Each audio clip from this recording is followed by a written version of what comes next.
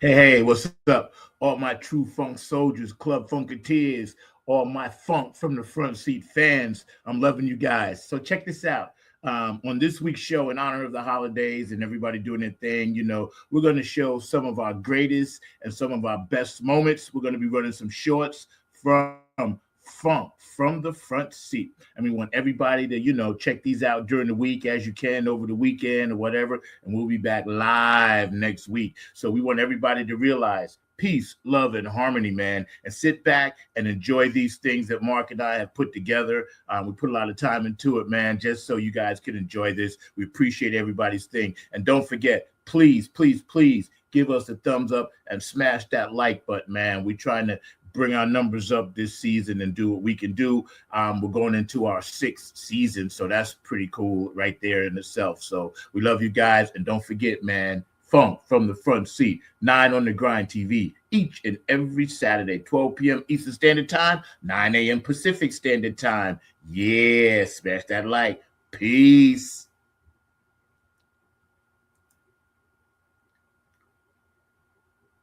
How about getting our rich Uncle Sam to put good public schools all over so we can be train fit for any college? So I guess the question I have for you, Amazon, is how important do you think it is for artists to use their platform, whether it's music or fashion, to deal with these social issues?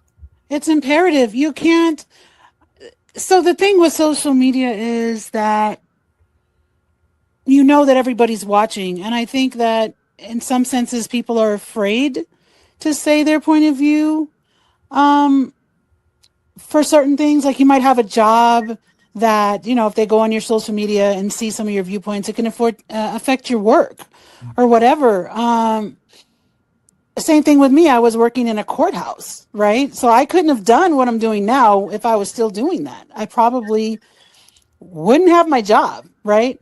But I believe it's imperative to use your platform to make a change, to do something good for someone else. And when I decided to make Punkdemic an LLC, that was my goal, was like, of course, obviously I want to make money for myself and my family, but I also want to have the funds and the resources to do stuff for others. You can't do things for other people if you don't have anything, right? But for me, the influencers and artists, I hate to say this out loud, but I don't care. If you're not on there and using your influence and your finances to help someone else, and not even that, to help someone else of color, I'm putting it out there as well. I can't rock with you. I can't be a fan of you. I'm not going to ask you to be on my podcast. I'm not going to interview you. Like, you have to be doing something else for others for me to be interested in you as a person, period. So yes, very important. It's Yo, I gotta tell you, man. A lot of times, people don't realize, you have friends and other people behind the scenes that help, keep motivating and keep sending you positive love, man. And that's why I always show these little bits from people because it's important. Hey, this is Keith Jackson with P Funk Radio, inviting you to check out my brother Zach Robinson with Funk from the Front Seat. Saturdays, 12 noon on the East Coast and 9 a.m. on the West Coast. It all happens on 9 on the Grind TV and also on YouTube. Great guest, great conversation each and every Saturday. That's Funk from the Front Seat with Zach Robinson on 9 on the Grind TV and YouTube. Sometimes a lot of us can't help it because of different issues in life that we may go through, or just, you're going to go through it regardless or not. Every day to me is a test, for you to elevate and make a better version of yourself. If you're seeking to do that, you have some that's not willing to, or they're too broken to do so. So yeah. Yeah, that's right, man. Hang tough for a minute because I'm gonna bring you back on the other side, but I want to run your video again, bro, because I really like it. But for me, my spirituality is so on point and on target, because I know when I'm down, if I can look up, then I can get up. So I keep myself close to God, and God can be many things to you. I don't care what spirituality you use, Buddhism, Jesus, Muhammad, I don't care. just connect yourself to something that makes you feel good on the inside, and so you can get up. And positive affirmations. I believe in talking to yourself because, and stop. I had to do this too. Don't tell people all the things that are going on with you or what you're going to do, because I had to learn once you open that door, then you give others opportunities to say things that are going to go against what you're trying to do. And it'll make you feel some kind of way, right?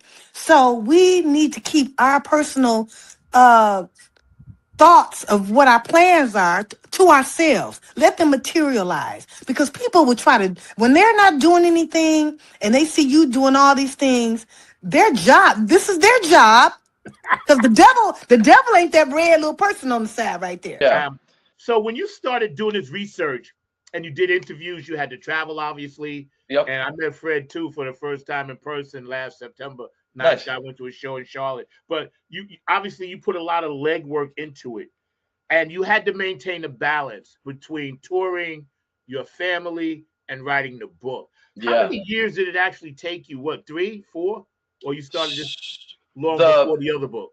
The first book took me 30 years. You know, it was like my whole life, you know, just collecting that information and you know, getting back to what you had said too about like leaving out all the other stuff. You know, when it comes to like recording this history, it's important that we understand that nobody else is going to do it. You know, like everybody could die and the time could pass and we won't have this stuff. So I'm trying to like record the cold hard facts. And I think the biggest correlation has to do with one special fact. And this is really the only thing, because the music isn't really the same. The scene isn't really the same. The big thing that connects them is that both of those bands were famous for playing a very long time and jamming out in this thing. The only difference is that Grateful Dead, it was really loose. And P-Funk only looks really loose. Yeah, exactly. It's not.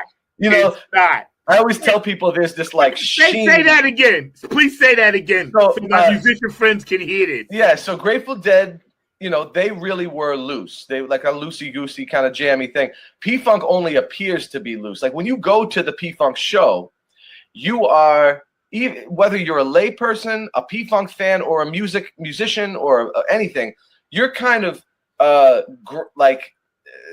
cast aside by this sheen in the front of yay, hey, hey, you know, dancers, singers, people from the audience are coming up on stage, and jugglers and puppets and, you know, squirt guns and whatever, right? Thank you for riding the funk front seat with us, because now, you know, we got so many passengers, you know, we just make room for another brother, and you and your family, like you know, y'all come through on us, man. So it's like we always here for you. You got anything new, or, you know, it just don't have to always be on a Saturday. You send me something and say, yo, I want you to check this out, or I want you to post this, or, you know, whatever it may be, you know, you part of the front seat now. So, you know, feel free, you know, to dial us up and dial in, man, and you know, tap into this thing.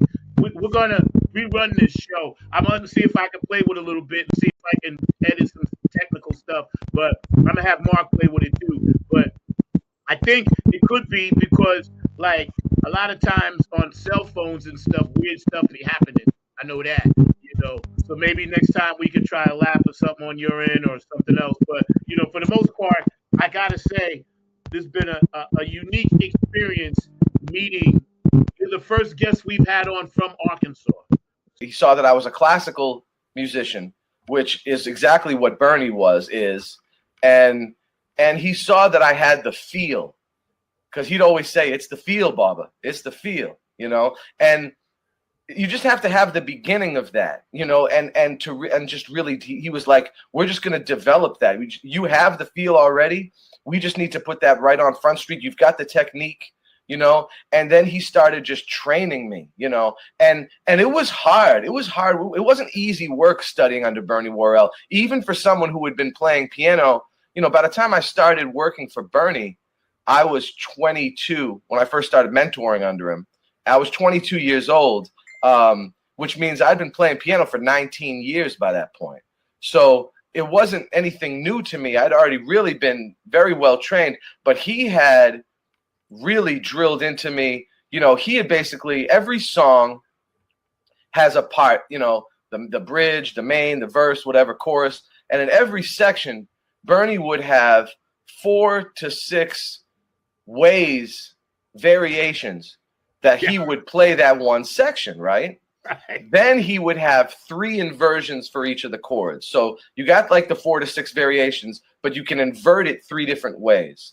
So you're looking at between 12 and 18 different ways to play each single part in every song. So he was making me learn like 12 to 18 different ways to play every part in every song. My guest today, Daniel Brodosian, from P-Funk, is coming on, and he's going to talk about his new book, and as well as what he does with the Secret Army.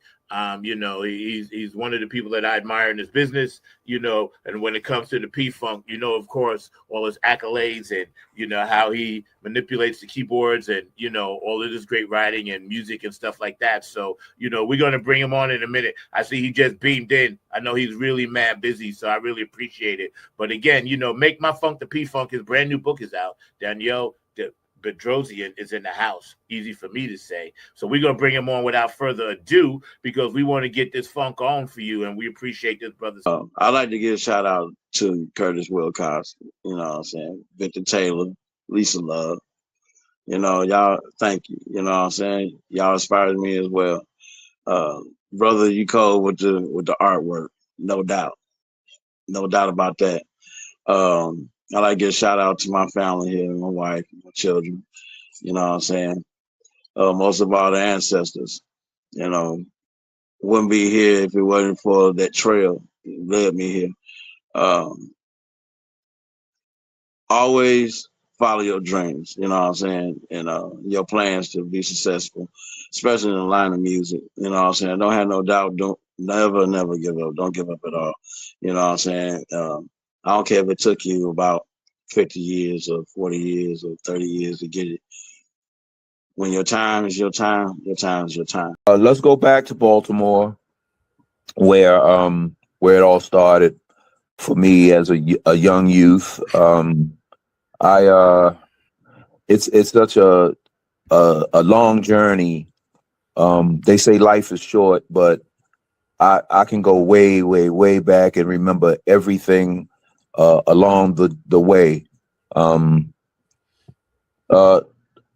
It's hard to even start because there's so much in the beginning, but I started with playing with local bands, and I always gravitated towards the major recording artists from the area. A group I was raised by, they were known as Frankie and the Spindles, Frankie and the Spinners at the time, and they had to change their name when the Spinners hit the scene, and they became the Spindles.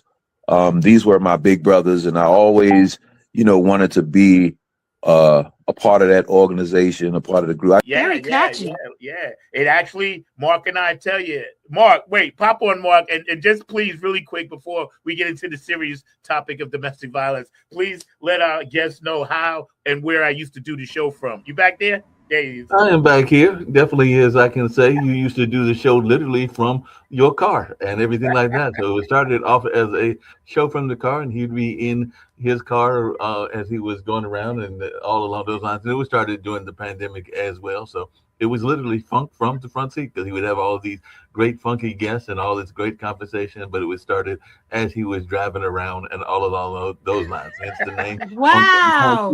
Yeah. Right. Wow. So that literally you were in the front seat. Yeah, if you go back on YouTube and you look at our first season and a half, I was literally doing it from my car.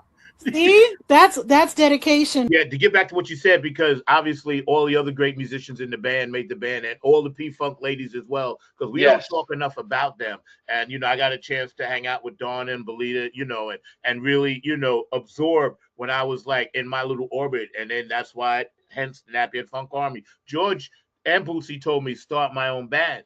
You know, we played Nice. at his birthday party, and he said, "Nah, man." He said, "I got enough drummers." He said, "Start your own band."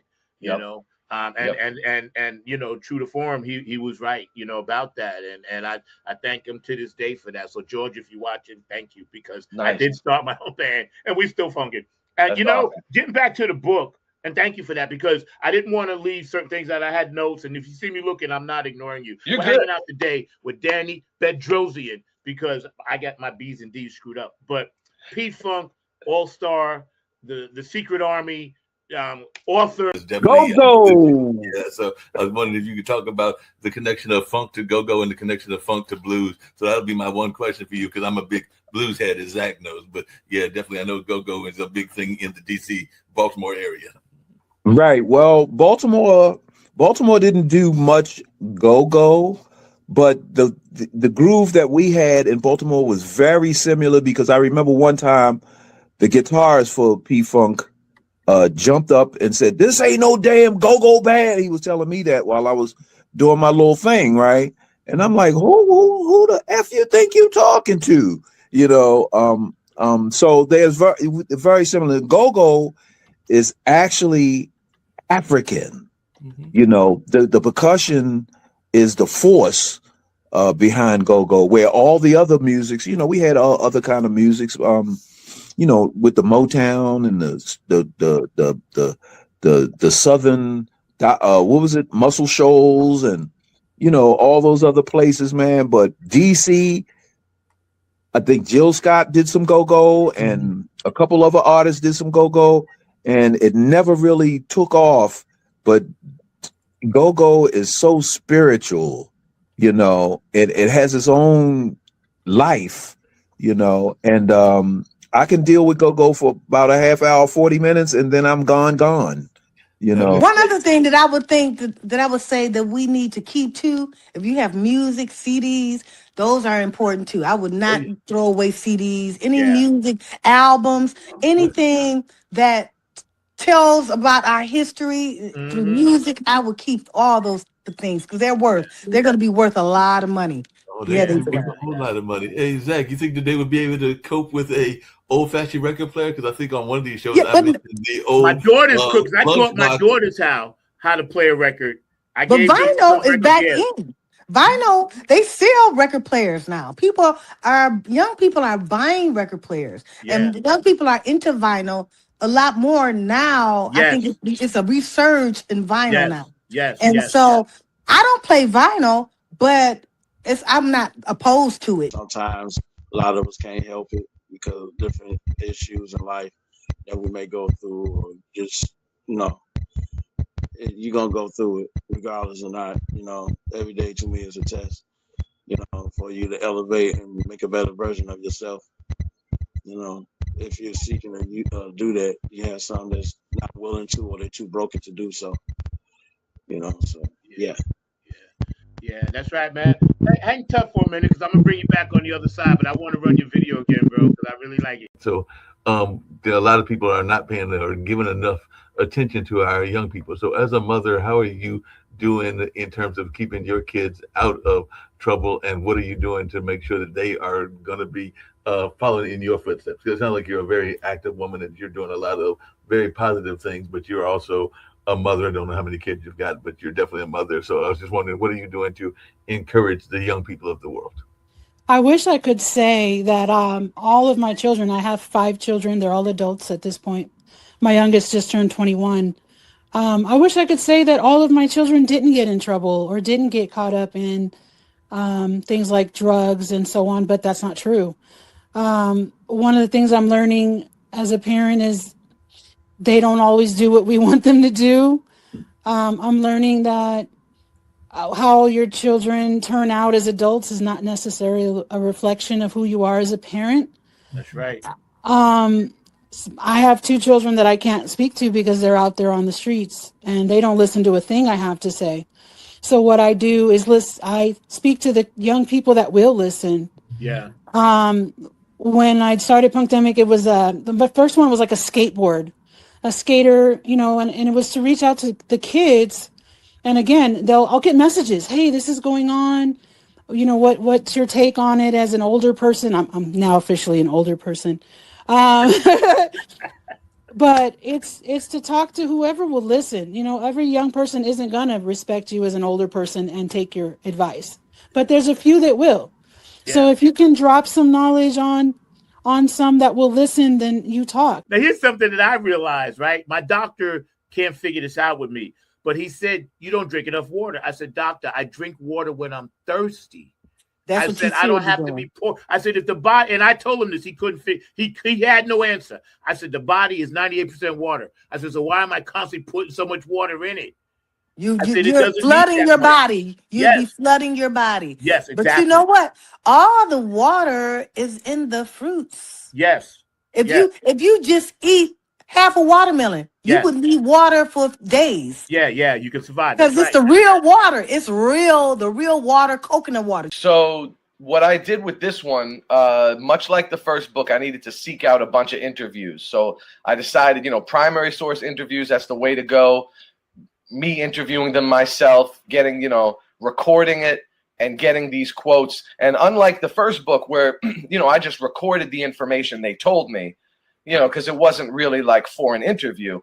This information, you're getting it in their words, So I talked to a bunch of the people that I talked to for the first book, some of the same folks because they were involved in these 3 albums. The obvious ones, George Clinton, Mudbone Cooper, Michael Hampton. I got like some of the back stuff from Archie Ivy, who was George's manager for 50 years and still is.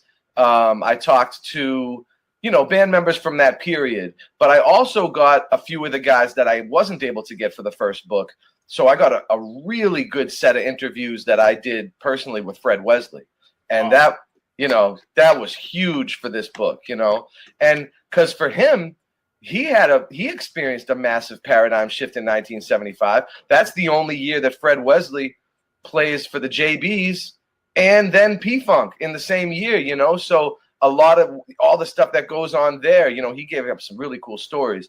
And then I talked to folks like Reggie McBride, who's like a little lesser known, but he's super important in the P-Funk thing because he played bass. Well, when we're talking about the industry, sign language is my background. I'm a graduate of Madonna University Deaf Studies program. And what I do is I infuse my sign language with everything that I do. I believe in inclusive education for all people. So that means the deaf with the capital D, the capital D deaf, the small D deaf. There's a difference. Hard of hearing, autistic, and anywhere in between. So I teach autistic children sign language. That's what I do. I do that. It's a passion of mine because I believe they should be able to express themselves. If they're nonverbal, they should be able to express themselves if something is wrong or their needs or just everyday signs, to communicate with their parents. So.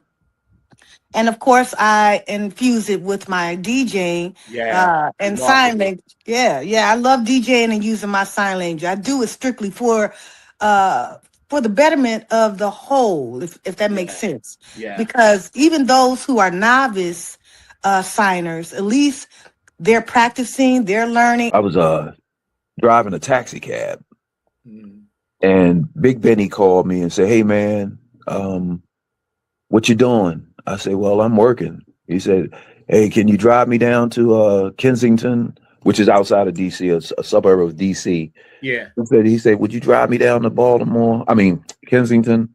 I said, "Hey, why not, man?" So I drove him down to the rehearsal.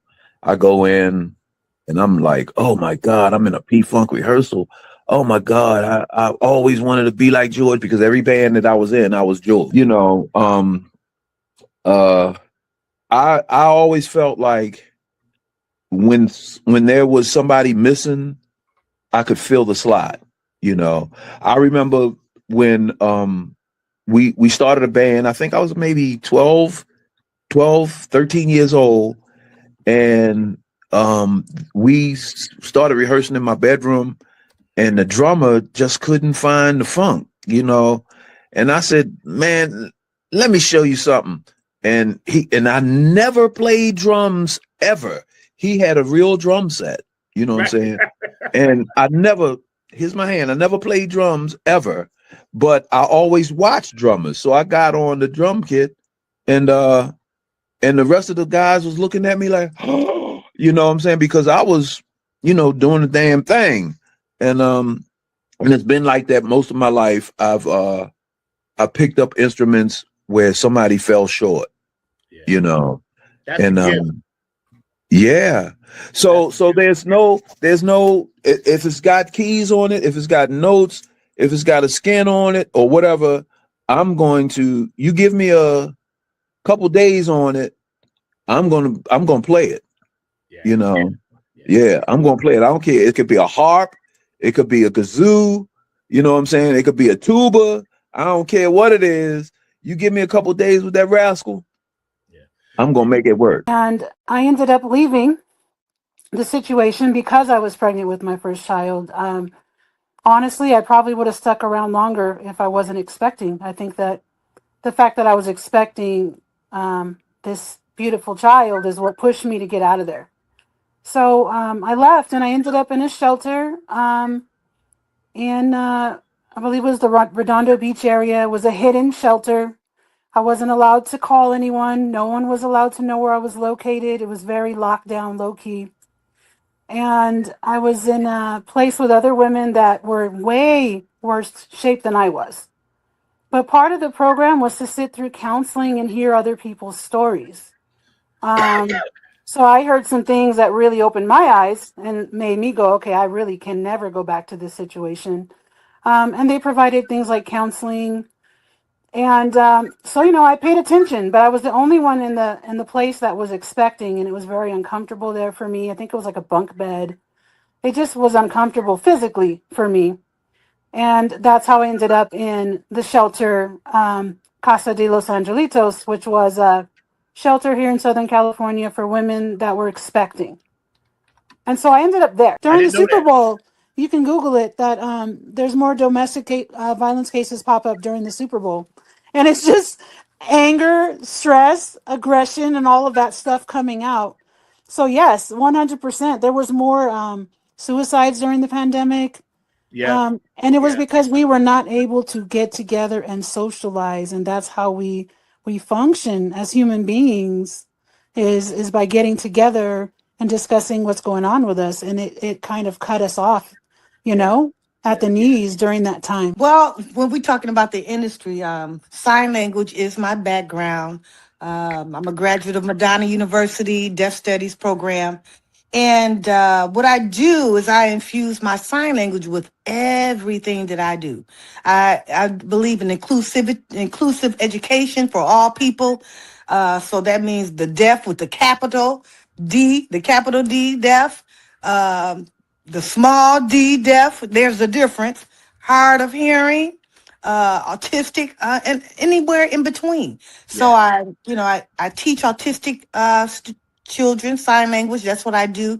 I do that. It's a passion of mine because I believe they should be able to express themselves. If they're nonverbal, they should be able to express themselves if something is wrong or their needs or just everyday signs, to communicate with their parents. So.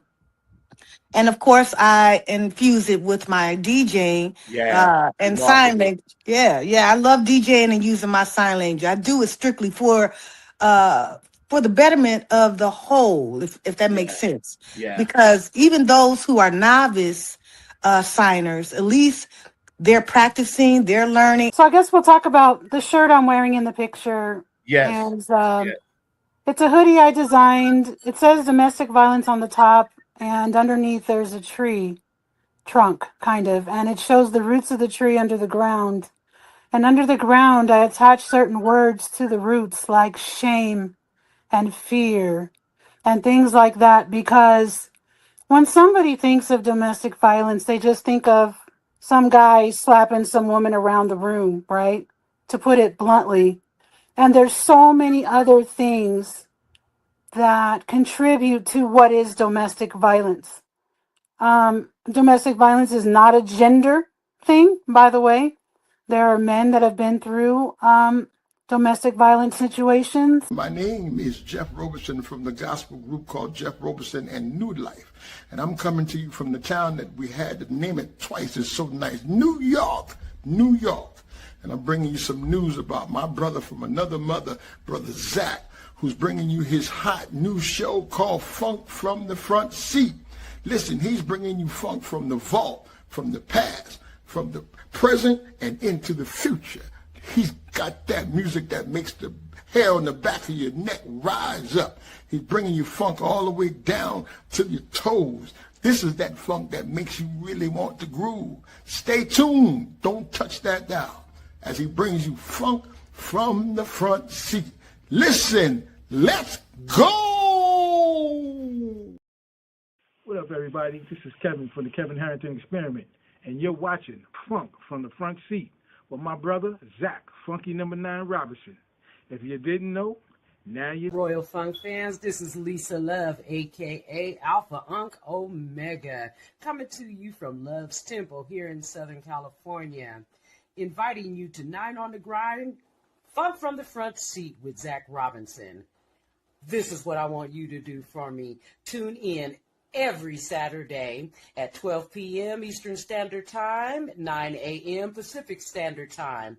Come join the meeting of minds. I guarantee soul's growth and high vibrations, not to mention the love. Now, mind you, I had just lost my mom, Man. maybe 3 months before she saw me become successful. But I know that, through heaven, she's seen me because she was a heavenly That was person. opening them doors for you, man. What's your mom's name? Yes, that's just what that was, man. She What's she your opened the mother's door. name? Doris Hill. Oh, Doris. Okay, shout out Doris. Yeah. Thank you, brother. Thank you for that. But when she passed, I remember asking myself or asking God, I said, God, it's got to be more to it than this. It's got to be something that I'm supposed to be. You know what? One of my first, Corey Glover was one of my first guests, and he was the most fun ever. Like you never know when you're approaching people if they're going to be, superstars or people with you, right? And he was just a person. He wasn't too big or too important to talk to me. I actually knew someone that worked with him professionally in the music industry. And he went to him and said, "Hey, you ever heard of Funkdemic?" And he said, "Actually, I have." And I said, "What?" And so I was able just to approach him and say, "Hey, would you mind coming on and having a chat with me?" And he did. And it was the most fun. I mean, we cut up on that episode like nobody's business. Johnny Taylor is a robust woman fan. Like if she's a round woman, he in love with her. And so him and Corey actually went back and forth with that whole thing on there. Some positive energy. I would like to say, love yourself. Love yourself in a healthy way. Prioritize yourself. Make room for yourself.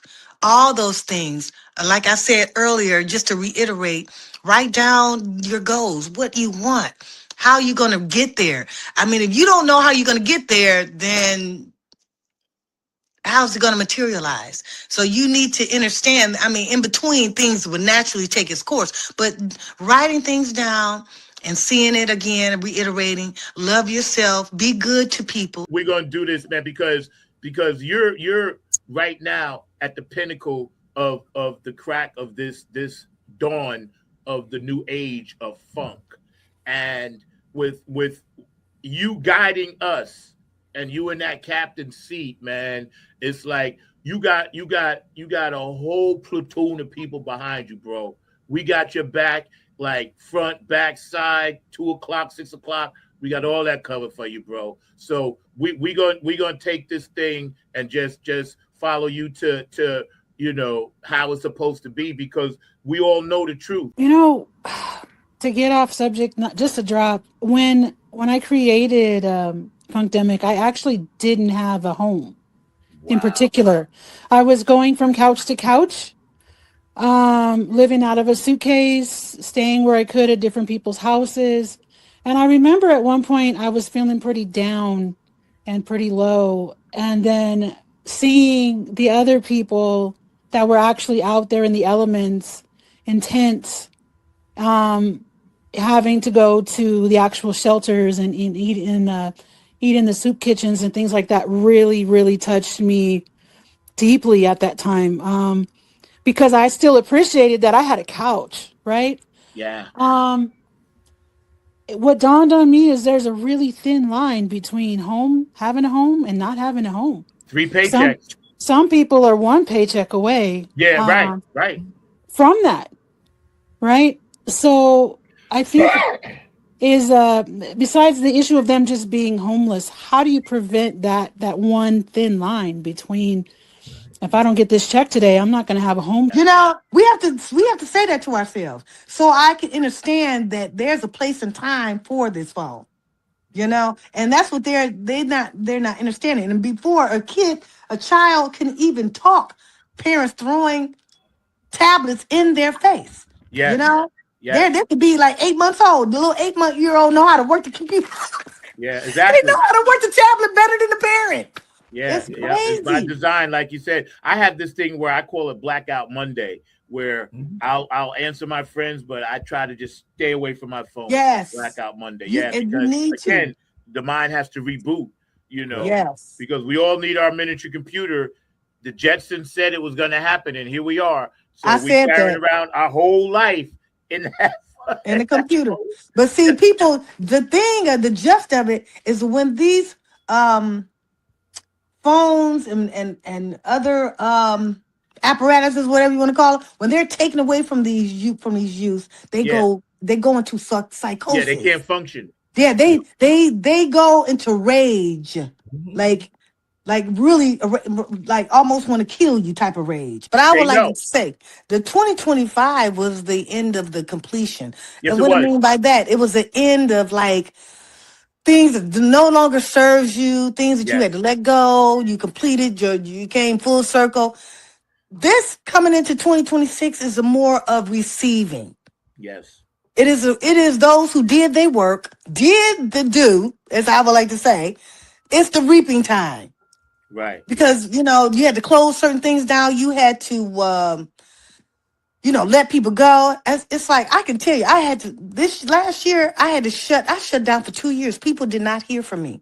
Yeah. Not family. And I didn't do it maliciously, but I needed a peace of mind. I needed to focus on myself and my direction without all the chaos, without interference. Yeah. And I had to shut. So I came up with Punkdemic during the pandemic. Oh, actually. Okay. And I had lost my day job because I worked as a mediator for the court system here. Right. And that was one of the first things that got shut down because I worked with the public every day. And so I got sent home. Right. And so I got kind of antsy. I am into music. I'm into all different kinds of music, but I was involved in the punk scene at the time. Right. And, well, I still am. And we couldn't book any shows or anything because remember, they were closing down all the venues here in California. Yeah. And so I was just frustrated, and a lot of people were very anxious. And when they were upset, they would go to these shows and release that energy. Yeah. And that's how they got to be around their peers and so on. And so there was just this really negative, funky energy, funk in a bad way, not funk in a good way. Right. And I was like, man, this isn't a pandemic. This is a damn punkdemic. And I wrote it down. Wow. And it started from there. And the rest, as they say, is history. And Lisa Love brought up a good point, because we can't forget the Betty Davises of the world, Chaka Khans of Paulette, the Brides of Funkenstein. We ain't forget them, sweetheart. You know, the Linda Shiners of the world, the Lisa Loves of the world. We got y'all out there, man. You know, we recognize our queens, and I know more and more queens need to be recognized when it comes to this funk stuff. You know, when I first was digging Betty Davis, you know, I was like, damn. You know, even LaBelle, when they came out with that album with you know, Olivia Coussé avec moi, but there was a song on there called what can you do for me? And I didn't realize they had the Neville brothers backing them. Right. Yeah. Right. So I was reading the credits one day, and I was like, oh, no wonder that shit is so funky. You know. Then they had the Meters as well working with them. I jumped up on the drums, and I started with the kick drum. Boom, boom, boom. We were doing Make My Funk, the P. Right.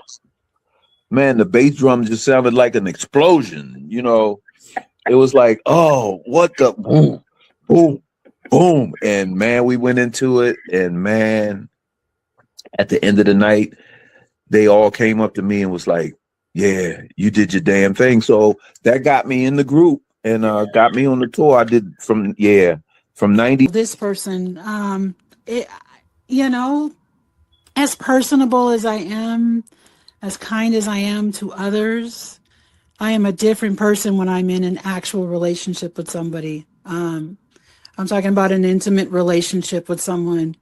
I still battle with trust daily. I'm involved with a wonderful person right now. I'm very fortunate for that. Who's very patient with me. But I can go from being madly in love with you to I will never speak to you again and I will drive my car over you. And a lot of that comes from trauma, from how we acquire our defense mechanisms growing up. And it's unfortunate. People say that you can go through therapy and quote unquote get over abuse or domestic violence, but you never get over it. You carry it with you your whole life. And you just have to navigate through it, learn how to handle it, learn how to work through it. I don't believe that you just get healed from it and you're fixed. I think that you carry that forever and you have to navigate who you learn how to trust, who you let in, who you don't, and just who you want to be. Royal Funk fans, this is Lisa Love, aka Alpha Unk Omega, coming to you from Love's Temple here in Southern California, inviting you to 9 on the Grind, Funk from the Front Seat with Zach Robinson.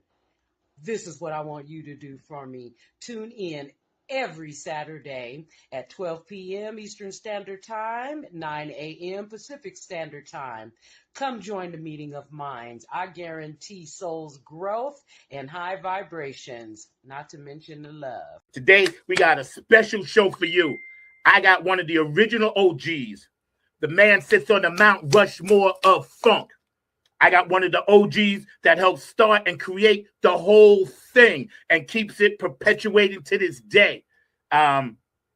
Today is rare because when we have people of this ilk and this magnitude on, we can't just do a one-off show. So this is part 1 of a 3-part series with none other than the amazing, fantastic, glad to call my big brother, my funketeer, Mr. Guy Now Child Curtis will be joining us. I see his ship has just docked and the loading ramp is coming down. So he's actually beaming himself down to us and will be here shortly. I see him on the runway, kind of like, oh, there he is over there. Okay, he's coming in. All right, so, you know, he's beaming himself in, got to get his particles together and everything. You know how that goes. Microbiologically speaking, when he starts to turn, burn, and turn, his atoms will make your neutrons, causing a friction fire, causing you to say, hit me in the proton. So we're going to make sure that this brother is going to come, and he's going to tell us all about the journey. Music, to me, was played before it was written. It was like music written is like a science project or an interpretation of the vibration that we send off naturally, you know. So just let me be natural. I don't need to interpret nothing. So a lot of times I miss a lot of gigs because I don't feel that, you know, the note for note musician, that's one setting, that's one place for, you know, whoever does that. And I respect that.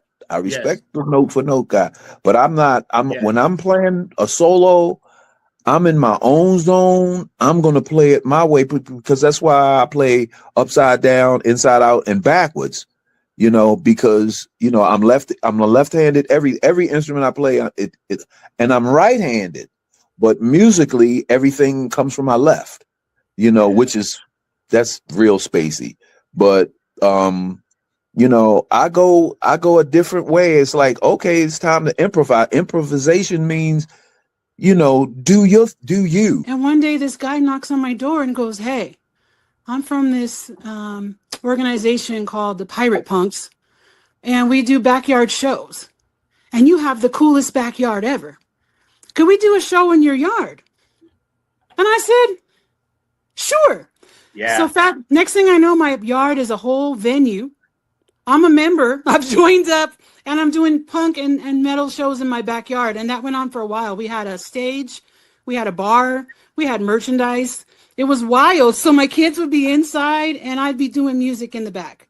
Wow. And so music kind of found me. Yeah, for those who are listening, we just lost Terry Howland, who was the baddest funk bass player of all time. A great person, wonderful, and we sent him off. He did his last gig with us.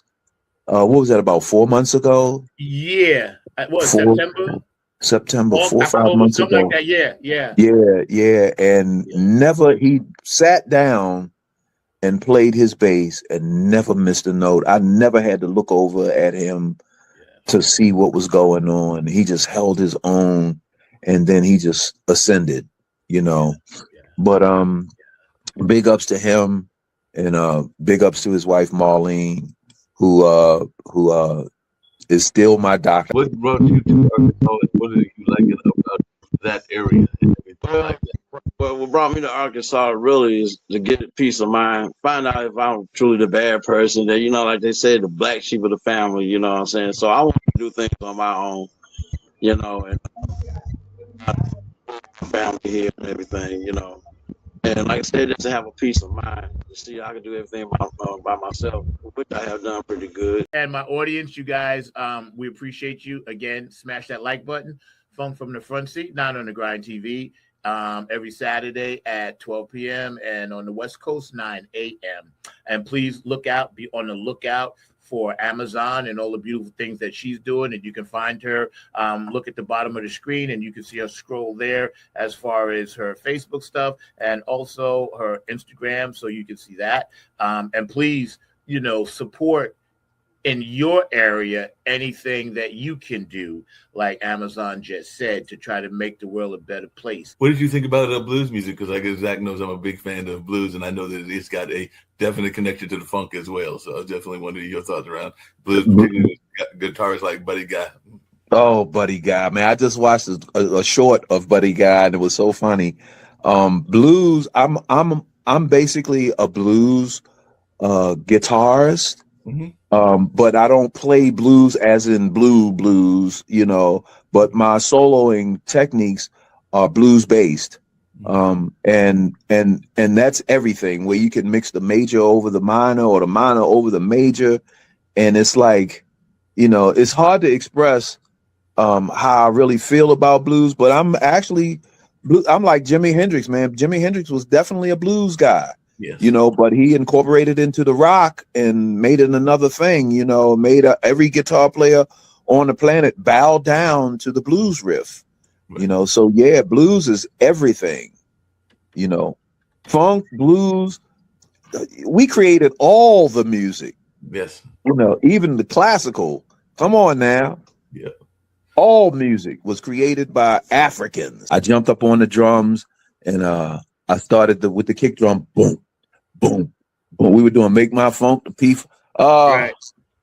Man, the bass drum just sounded like an explosion. You know, it was like, oh, what the boom, boom, boom. And man, we went into it. And man, at the end of the night, they all came up to me and was like, yeah, you did your damn thing. So that got me in the group and got me on the tour. I did from 90. And they still going in hard, you know. I'm like, you know, that's what I gravitate towards too. And any person that's young out there that's listening to rap, I'll call it rap. It's not hip hop. What I'm hearing, hip hop back in the day, to like Biz Markie and them was beatboxing. You get off the stage and they were like, ooh, you know what I'm saying? It wasn't consistent of long bars, you know what I'm saying? Like anywhere from 16 to 32 bars. Tell us a little bit about Atomic Dog and how it influenced you in certain areas of the music production and writing.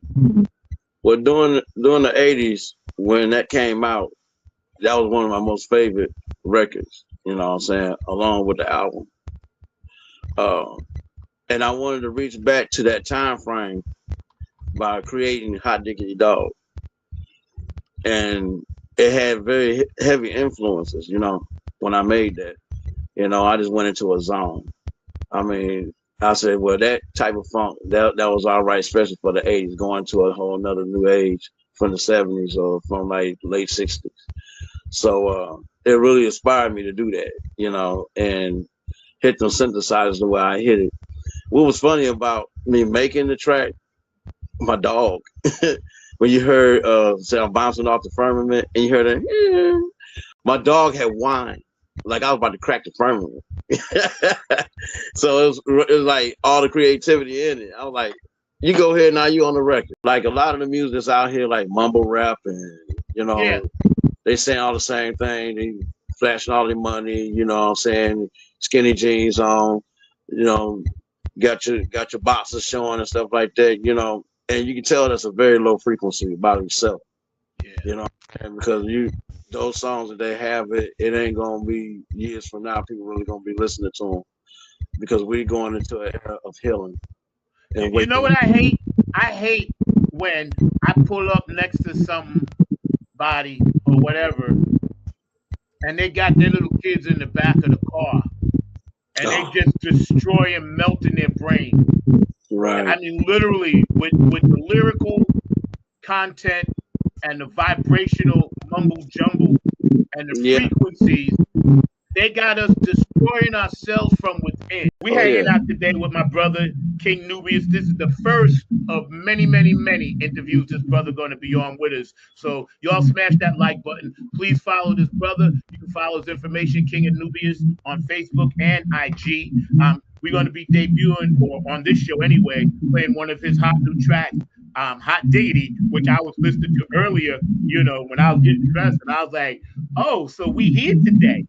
That's why, see, what I do is with my artists, I listen to their songs, and then I dress accordingly. So I went Chi-Town, old school Devin Hester, since they ain't allowed no more kickoffs, So that's where it put me at. It put me right there in my Chi-Town mode. So, bro, that track is hot. And when y'all hear this track, I'm telling you, you're going to put on and lace up your boots, because it's in the mud. It's that nasty sick. And I'm telling you, bro, it's in the mud. We hanging out, and we want everybody to know this show is about peace, love, and harmony. And we're going to get into a lot of different subjects, as we always do, but we support each other. And that's one of the most important things we can do in the world today, especially with the times that they are. Let me ask you, what do you think your assignment, now that we're in these tumultuous times, what do you feel is part of your assignment with the music that you're putting out? Music industry, but basically has fallen because everybody's going independent, which is a great thing. I'd rather for that to happen anyway, because so many people got shorted out for the greatest music they ever made on earth. That's right. And that's a very... He saw that I was a classical musician, which is exactly what Bernie is. And he saw that I had the feel, because he'd always say, it's the feel, Baba. It's the feel, and you just have to have the beginning of that, and just really, he was like, we're just going to develop that. You have the feel already. We just need to put that right on Front Street. You've got the technique, and then he started just training me, and it was hard. It was hard. It wasn't easy work studying under Bernie Worrell, even for someone who had been playing piano.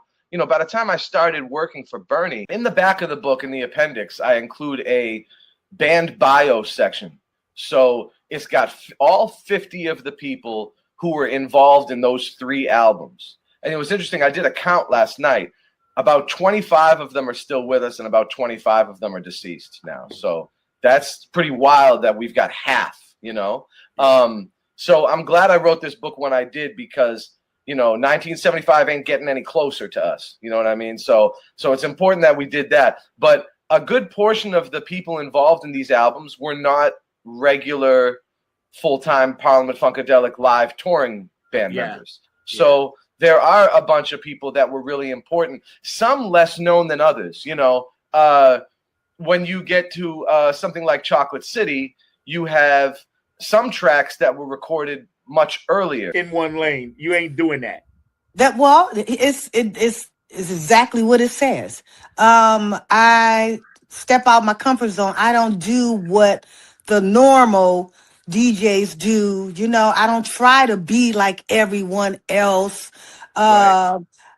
No one taught me how to DJ. They taught me just highs, mids, lows, the basic things of what my controller does.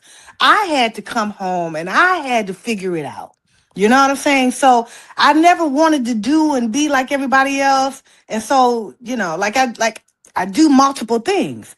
I'm very creative. So that's what they mean by don't stay in a lane. I can go from R&B to pop to house to techno. You know, there's no need to stay in one genre when we have the internet, the wide world internet. I mean, it's just like, it's so many people. Somebody's going to like you, right? Somebody's going to like you. Yeah. They'll find you. They'll figure out what they like about you. And that's what you cater to. Getting these quotes. And unlike the first book where, you know, I just recorded the information they told me, you know, because it wasn't really like for an interview. This information, you're getting it in their words, you know. So I talked to a bunch of the people that I talked to for the first book, some of the same folks, because they were involved in these 3 albums. You know, the obvious ones, George Clinton, Mudbone Cooper, Michael Hampton. I got like some of the back stuff from Archie Ivy, who was George's manager for 50 years and still is. I talked to, you know, band members from that period, but I also got a few of the guys that I wasn't able to get for the first book. So I got a really good set of interviews that I did personally with Fred Wesley. Has been sort of a mystery for a long time, and I don't want to give it all away, but I want people to get the book because a huge historical discovery, I think, has been uncovered with this book. And so if you get it, you guys can find out some inside stuff on some of the people. But yeah, there's a lot of really interesting people. There was like a whole crew of young ladies from Chicago that were real close friends and girlfriends of some of the band members. And some of them were actually really instrumental in some of the like co-writing on certain songs. And they even pop up as characters in songs. So like there's this Jan McLaughlin who co-wrote Handcuffs. And I think, I always thought that was John, but you're right. It's Jan. I did too. I thought it was John too, because you know the guitar player John McLaughlin. I was like, oh, he must be something to do with the album. It's the same time, you know. Yeah. But it's this girl Jan McLaughlin. Wow. And she wrote the line, "Do I have to put my handcuffs on you?" or something like that. And they used that, so they gave her a writer's credit. But what's really funny is she is the same girl as the "Tell the manager there's a girl named Jan." Jan from No Head, No Backstage Pass. Right. That's the Jan McLaughlin that co-wrote Handcuffs. Wow. So, that's deep. yeah, there's a lot of weird stuff like that kind of got uncovered that was like semi-unknown. You know what I always wanted to know? Like, if you look on the back of the Chocolate City album, and I know you know this, it says Glenn Gowen. Yeah. Is that a misprint or he did that on purpose? So, diet and health. I really, want our people, whoever they may be, in our spiritual realm to understand, be mindful of what they're trying to poison you with, because they're trying to poison your mind, but also the diet of our what they're offering now is worse and worse and worse. So just keep your vitamins in you, keep all the things to knock out the parasitical, injury, things that you have inside of you, because that's what can also, deter your mind from thinking correctly. Your thoughts on that?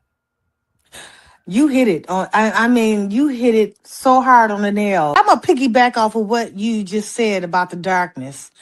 And light and dark are both essentially important. They both work hand in hand. And I say that, how would you know light if you have not gone through darkness? When the heart is aching and it's either you're gonna swim or sink, right? So through the dark times is when you're able to see the light and to really absorb it and take it in and become and transform yourself into a new being. That means leaving out the old. The dark is always there because we need light and dark to live on this earth. We need a balance. Against the wall, we'll be together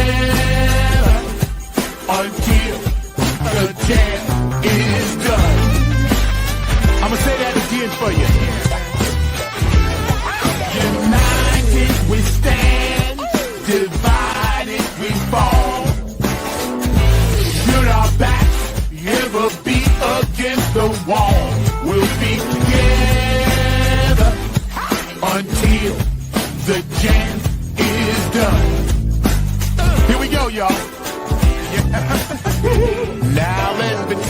you a little story about United We Stand. And it says we're gonna funk across this funkless land. We gon' stand up and let our voices be heard. We ain't gonna let nobody stop us from spreading the spiritual word. The ruthless corporate greedy don't give a damn about the needy. We need everybody in the house to join us on this one, all right? Y'all say, united we stand, divided we fall. But do you think that verbal abuse categorized in that category as that domestic violence thing? 100%. Which I didn't know until I got into therapy and counseling and things like that. They don't have to physically touch you to hurt you. You don't have to physically touch someone to demean them. You don't have to physically touch them to control them. Right. So right. yes, violence is not necessarily just physical. And when I got back on the kit, he put his hand on my head. I will never forget this. It was like he gave me his blessing. Yeah. Like he ordained. It's like whatever. Yeah. He put his hand on my head, and then he let go and walked away. And he said, "You're gonna get it." You know, this was my first week out with them. He said, "You're gonna get it." And so we get to, I think we were in Germany, and he was playing with the Brecker Brothers, and they opened up for P-Funk. And Dennis came up on the stage and looked at me, said, "Boy, you finally got it." You know, that was so rewarding to me. So, you know, the first thing that came to their mind was the mothership. You know, Danny, how about a mothership book? You know, so I said, okay, a mothership book, huh? So that was their offer, and I said, you know, I had to think fast because I was kind of like, you know, I wasn't all the way into that idea because, you know, I know our fan base, and I know that, you know, every single person, Zach, has a different experience with the mothership, what it means, what their first time was when they first saw the landing, maybe in 76 or 77, or maybe it was 96 or 97, and they have these very specific ideas about what the mothership means. I said, you know, I'm a musician. I went to school for history. I think it takes a philosopher to write a book like that, you know, because everybody has these real transcendent ideas about what the mothership is. And True that. you know, so I said, how about a 1975 book instead? And they said, okay, well, what does that look like? What does that mean? I said, well, you know, Mothership Connection comes out at the end of 1975, but that's only a third of the story. You know, you've got Chocolate City in April, changes the whole game. You got Let's Take It to the Stage also in April, changes the whole game again. Yeah. And you know, they really set the stage for what happens in Mothership. And I said, and more importantly than that, 1975 is the only year where this band starts out in station wagons and ends up with platinum. And then I got like all the charting information, because one person had said to me, "Oh, I wish you included all the charting information in the first book." And the reason I didn't, I talked about in the introduction, I said, it's just space, you know, like this thing would have been 1 million pages. The first book would have been 1 million pages if I included everything that I wanted to include. But on this one, in between there's a chapter about the first 20 years before 75, and then there's another chapter about the 50 years after 75. Between those two chapters and the 3 album chapters, you get all the charting information from Billboard. What number the albums made it on, pop, R&B, UK, dance charts, and on, and the songs themselves. So you get to see exactly what charted where, because people had asked me, they wanted that, you know. So I did that. I did some crazy research into the samples on those 3 albums, how many, you know, and so there's a whole chapter in the appendix about the samples on those 3 albums, like what songs sampled those songs on those 3 albums. So, and that was a huge research project. Because they are the most sampled. Oh my God. Yeah. And like songs like Get Off Your Ass and Jam, or like, Mothership Connection. I mean, these songs have been sampled so many times. Yeah. So it was cool being able to put that together because that's something that the fans had specifically asked for. So I know that it's deeper than just the economics of it. There's a lot of issues like mental health, drug addiction, all of those things that happen a lot too, as you see those people out there. But I think the main thing is to change how people view the homeless, or they say the houseless.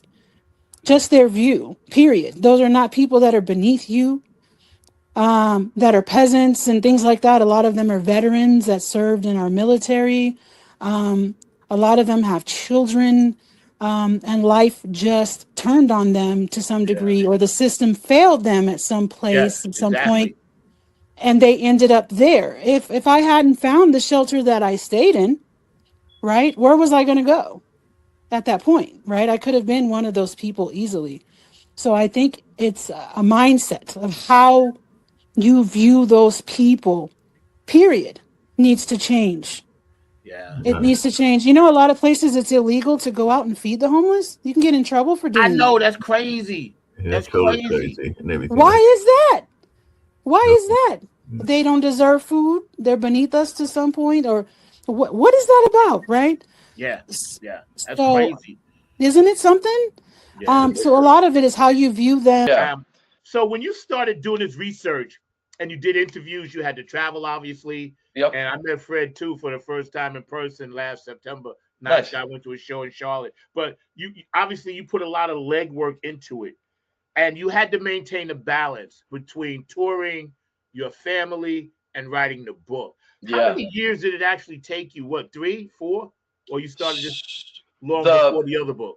The first book took me 30 years. You know, it was like my whole life, you know, just collecting that information and you know, getting back to what you had said too about like leaving out all the other stuff. You know, when it comes to like recording this history, it's important that we understand that nobody else is going to do it. You know, like everybody could die and the time could pass and we won't have this stuff. So I'm trying to like record the cold hard facts. Hey, what's up? All my true funk soldiers, club funketeers around the world.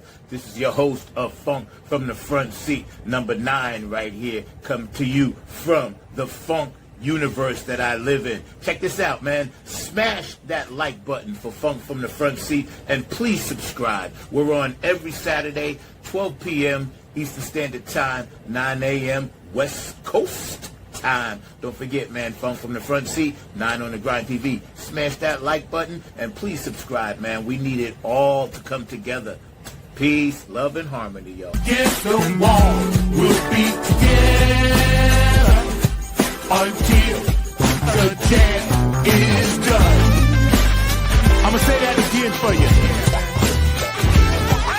United we stand, divided we fall. Should our backs ever be against the wall, we'll be together until the jam is done. Here we go, y'all. Now let me tell you a little story about United We Stand. It says we're gonna funk across this funkless land. We gon' stand up and let our voices be heard. We ain't gonna let nobody stop us from spreading the spiritual word. The ruthless corporate greedy don't give a damn about the needies. We need everybody in the house to join us on this one, all right? Y'all say, united we stand, divided